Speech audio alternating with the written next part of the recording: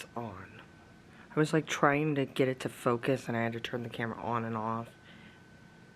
I think we got it. 2025, here we come.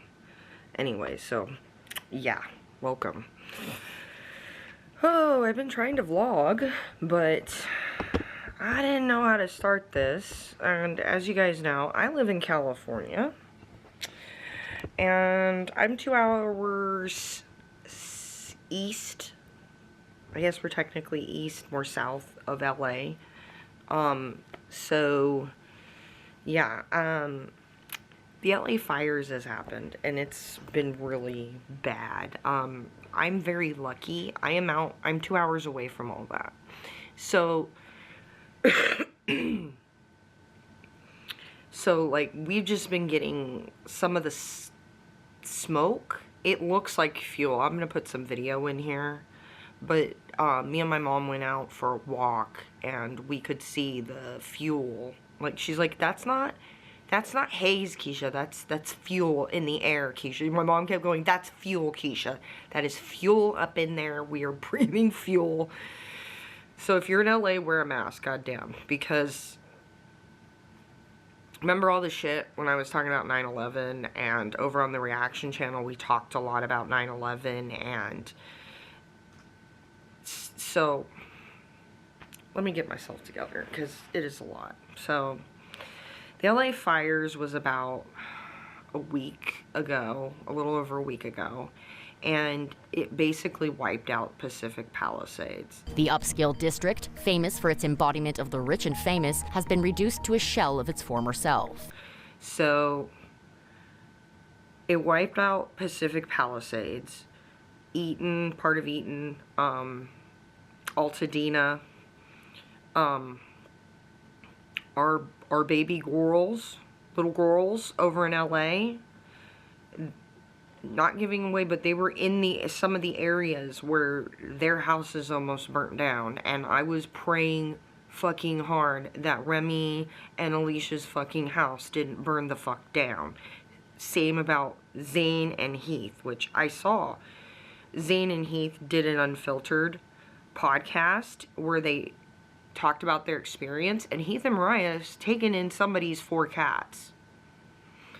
You've all heard my conspiracy theory about the cat aliens, and that the cat aliens will come again someday. You know, like, aliens, they put cats here to trick us. So when the cat aliens come, we're like, they're so cute. They're taking us in as like slaves and, you know, blah, blah, blah, and taking over the world. And we're just like, it's adorable, right? So they will be made saints when the cat aliens come back, because they took in some strangers' 4 cats, which, thank you for proving me wrong about you guys. I was very happy to see that. I very much felt what Zane said about how him and his roommates just grabbed what was important when they had to evacuate and just said, we'll just start over. We'll just get what we need and then we'll just start over. I totally felt that. As you guys know, when I was in my early 20s, I was homeless for a while. Now, not from like a disaster, but because I became disabled and we just couldn't afford a home anymore. And I was lucky enough to where we were able to manipulate getting like, you know, those rent-a-storage places? But we were able to get a small one, and then like, you know, they have the first month or 2 free or whatever. So we just like, and so we were in homeless very long. Like, it was maybe a couple months and that was it. But, you know, like, I had to get rid of a lot of my stuff.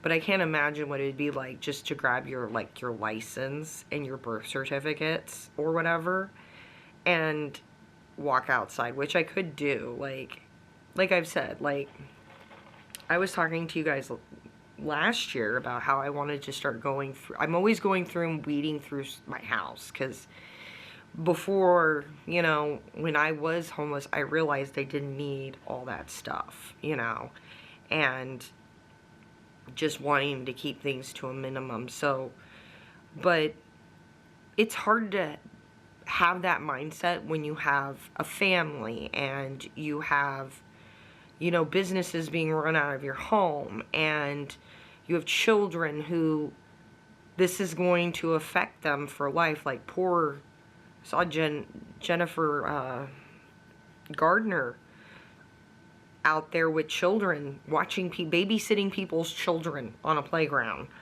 with her charity so that, you know, parents can figure out what they need to do next.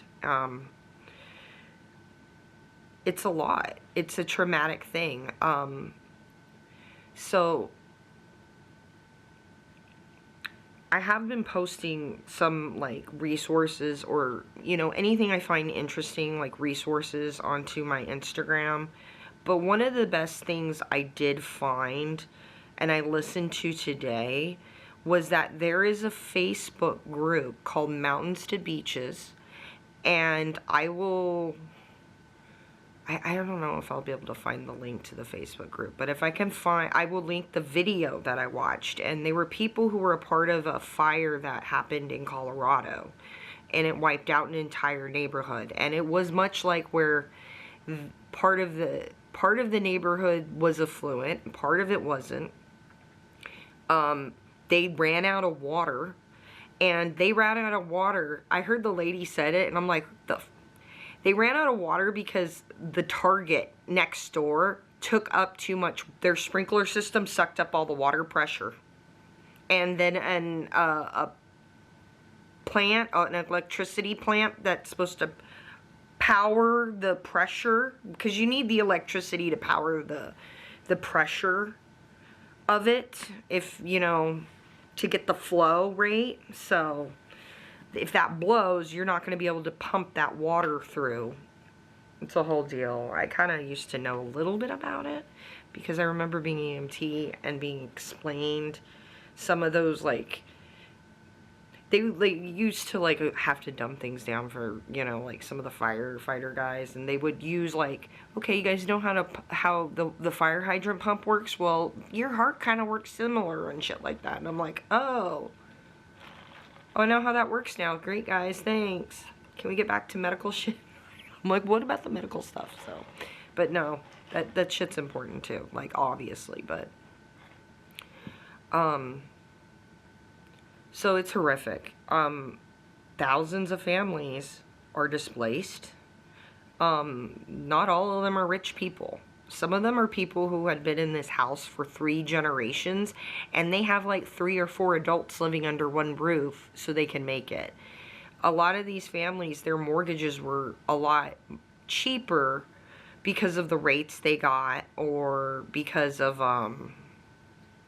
you know, mortgages tends to be a little cheaper than rent. Rent is crazy in California. And if you didn't, the one thing that is bad about moving around a lot as a renter is that one thing I've always given advice to, like, friends, if you find a place that you like living, rental, and it's a good, decent rent, in California, don't move. Because in California, they can only raise your rent so much per year.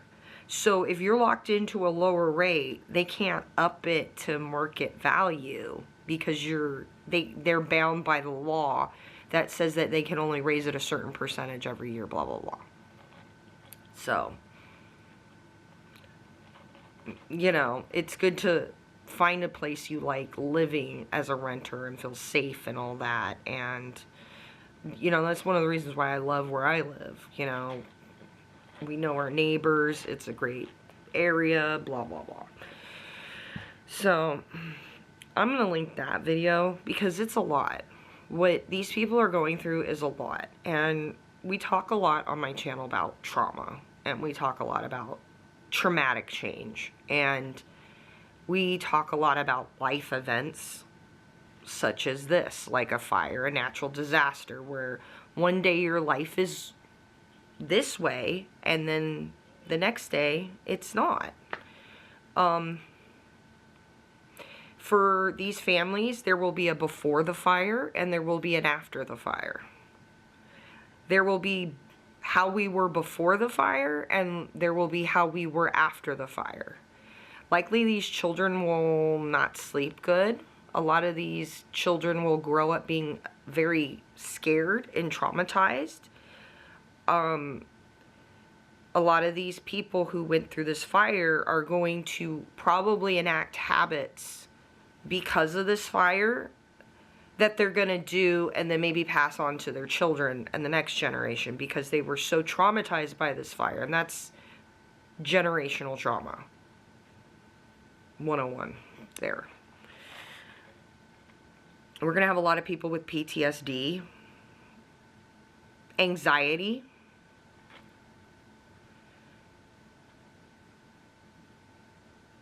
it's bad. It's really bad. It's really bad. Not only that these people had these houses destroyed, but it's a mess over there now because a lot of these homes, this is very important. And if you're someone who lives in the LA area, listen to this, okay? We all know after 9/11, those people who spent time in that area cleaning up. Now, a lot of them did wear masks, but a lot of them also didn't. 22 years later, the death count from 9/11 is still growing. That's because of cancers connected to that fateful day. According to the CDC, 9/11 related cancers have more than doubled since 2013. So we know that people who are exposed to certain environmental toxins, such as jet fuel and other chemicals, have a higher risk of mutations, and that is what leads to the development of specific cancers. There are certain cancers we know are associated with a much higher risk. And those cancers are lung cancer and another bone marrow cancer called multiple myeloma. About 5 to 10 years later, they all started showing up with lung diseases. Chronic bronchitis, types of cystic fibrosis, lung cancer. A lot of the people who cleaned up 9/11 are dead. They're not around anymore. The people who cleaned up that mess are gone. A lot of those houses were older, so a lot of them had asbestos in it. A lot of people have, you know, just their shit in their house, like chemicals and crap. You know. The other really bad thing about that area of LA, this is really bad. And if I remember, maybe I'll link that. I don't remember if I can find the video, but LA used to be oil fields. It was all oil fields. If I can find the pictures, I'll pop them up here. But LA used to be all those oil towers, those little ding, ding, ding, ding, ding, ding. And the towers, like those towers, like the oil tower things, platforms right over people's fucking houses. They were everywhere because everybody was out there for that black gold, that liquid gold coming out of the ground. They all wanted it to be Beverly Hillbillies and strike it rich, and people were moving out here, and a lot of them, there was no regulations. So they were just into the ground and pumping that liquid gold up out of the ground. Get it, get it, get it? No regulations. So one thing I've heard of is that every now and again, and this was pre-fire, they would find pockets of this oil, or where these oil fields, now a lot of these things have been plugged up and closed up because there was like multiple different like oil drilling companies because everybody was out there doing it. So there's a lot of that shit that's been plugged up, but it was not plugged up right because 100 years ago in the early 1900s, when people were like building pipes out of logs, which is something I heard recently in a town somewhere, they were doing maintenance on pipes and found a wooden log that was made into a pipe for the fucking city. So regulations were really fucking different. So you got all these oil fields, and well, when they started doing regulations and people started plugging them up and shit like that, they didn't do it right. You see what I'm getting at? That burnt up. The reason why that smoke was all black was because of all the crap that was burning in it. When you see black smoke, that's bad. White smoke is better. That usually means it's like natural, organic materials burning, like your brush, your trees, your grasses, that shit. But when you see black smoke, it's bad. When you see it in the sky lingering with colors, that's fucking bad.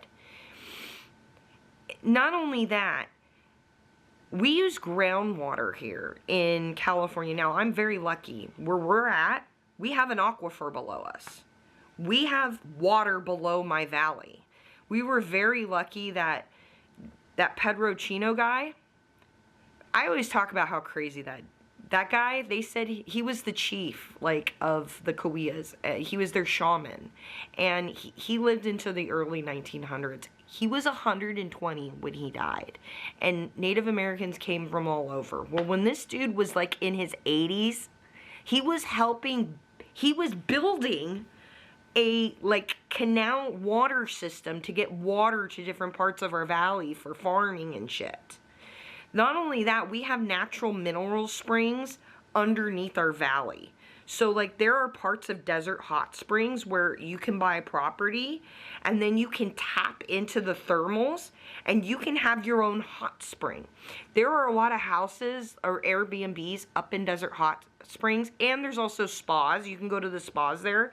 And the mineral waters are actually really healing and stuff. Up in Chino Canyon, I've told you, they still have natural springs up there. They just don't like people to know about it because there are some locals that will walk up that hill that we drive up. I ain't walking up that shit. And go to the spring still on the Cahuilla land. You're not supposed to do that, but I hear people do it. They'll go at night during the summer and walk up there to the springs. We've seen some people walking up there with towels. So, people used to live up there.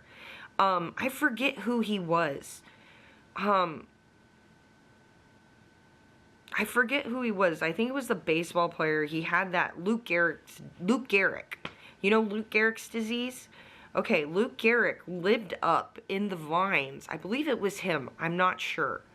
I'd have to look it up. But I think it was him. He lived up in the vines because he said it helped his disease and what was going on with him because of the sulfur and all the minerals and stuff. So a lot of our water, it either comes from our aquifer, it comes from, we got the mineral hot springs, or it comes from Colorado. Now, the water used to be owned. Now, water's weird in California because it's called water rights. So back in the day when people were moving out to California and staking claims, you could own water rights. And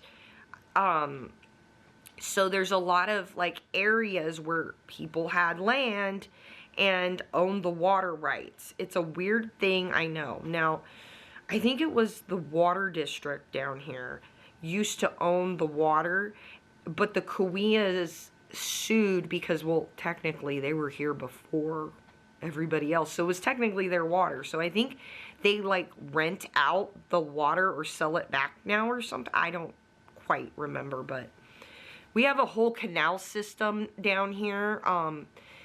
Maybe I'll show you guys, but I showed you that water book, right? Last year when we had the hurricanes, I showed you that book with all the canal system and stuff. It's very interesting. I know we've won awards for the water, especially in desert hot springs, because they get their water from the wells and underground. They've won awards for it being, like, the best quality water in the United States. So, yo, baby girls, if you're watching me, you guys need water, I can hook you up. If you guys need, like, some, you know, like, because I hear you shouldn't even be taking showers in that shit. You shouldn't be taking showers in that shit. You shouldn't be washing your shit in it. You shouldn't be brushing your teeth in it. You shouldn't be doing anything in it. It's bad because all that shit is going to seep into the groundwater. Now, the other weird thing, and I'm thinking of doing a deep dive. I tried getting my live stream up. It was just me and my mom and me trying to figure out how to flip her little chat thing because it was upside down, her little comment, and it was like me for 30 minutes trying to flip it upside down while watching keeping track of the fires and shit and praying hard that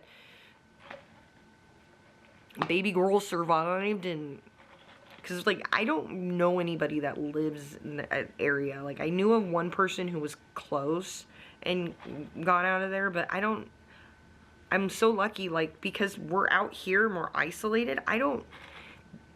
They were the only two people I really knew, and I was really scared for Remy. I was really scared. Like, we were all scared on the Reddit. Like, I got on there and I'm like, dude, like, she loses her home and all those fucking creepy naked dolls burn up.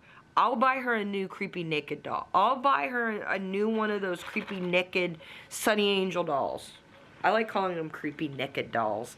Not naked, but naked with an E. Naked dolls. I'd buy her one of those naked dolls because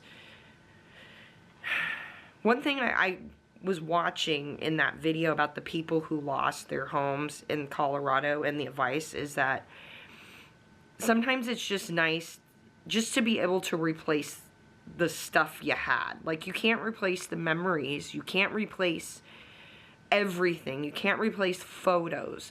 But you can replace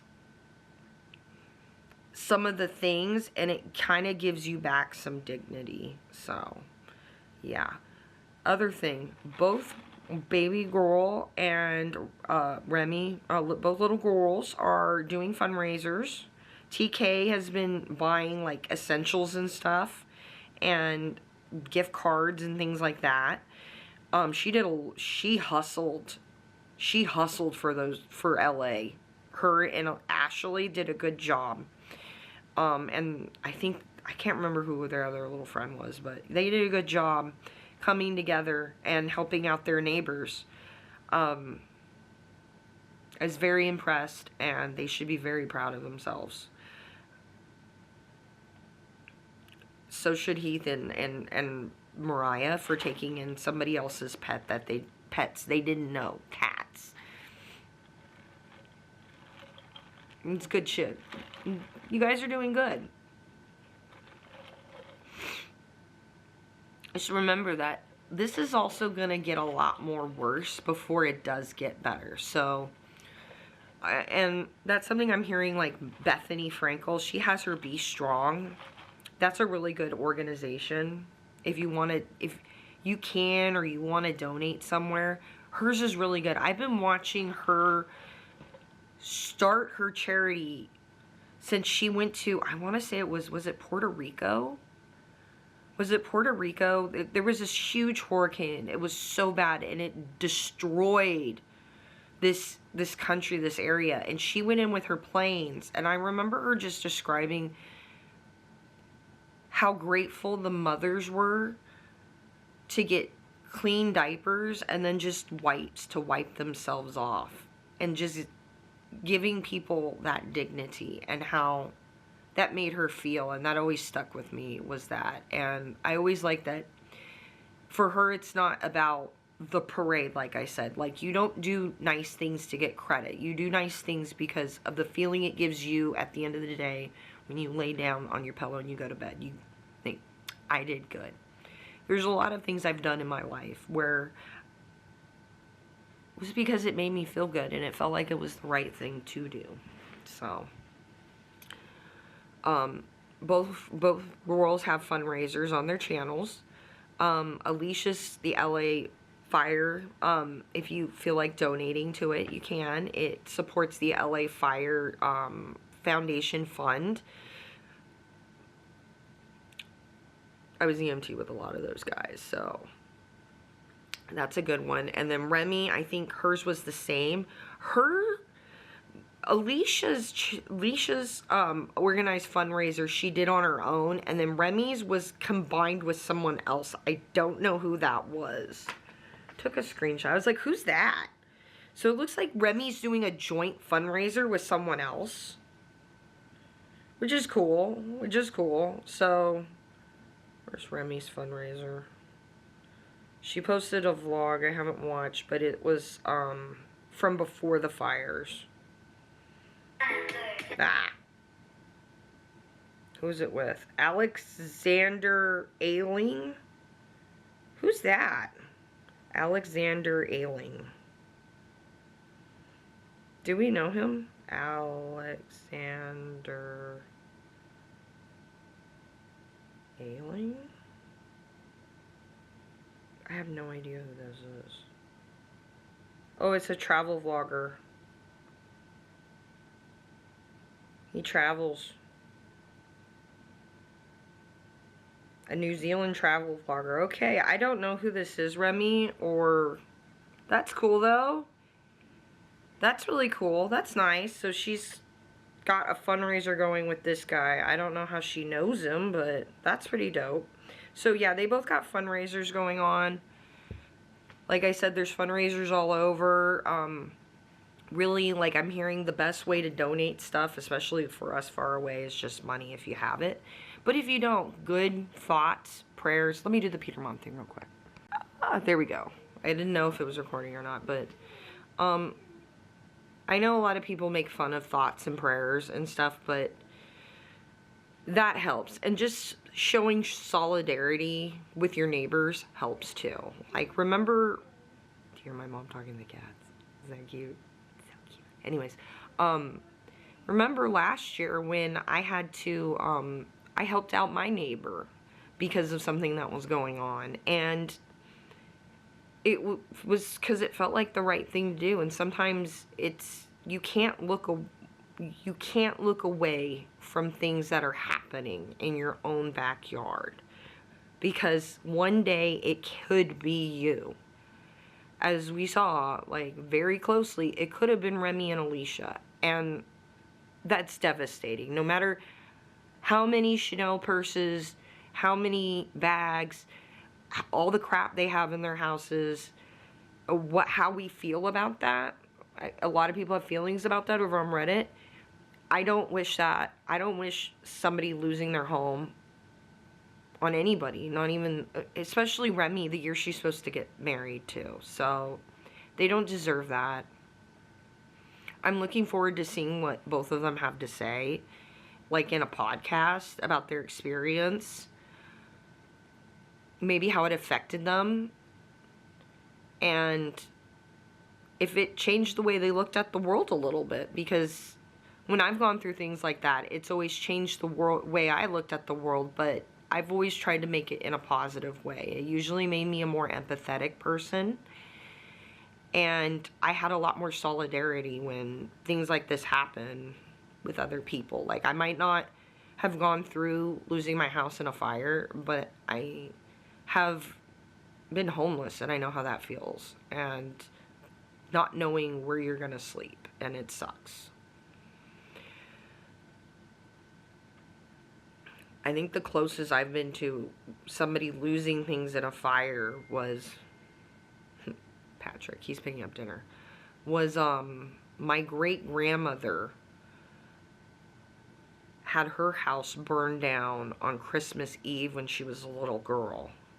And that was a big deal. I remember seeing the article and whatnot, and that did affect her for the rest of her life. Even she was older, she was like in her 90s, like, and that still affected her.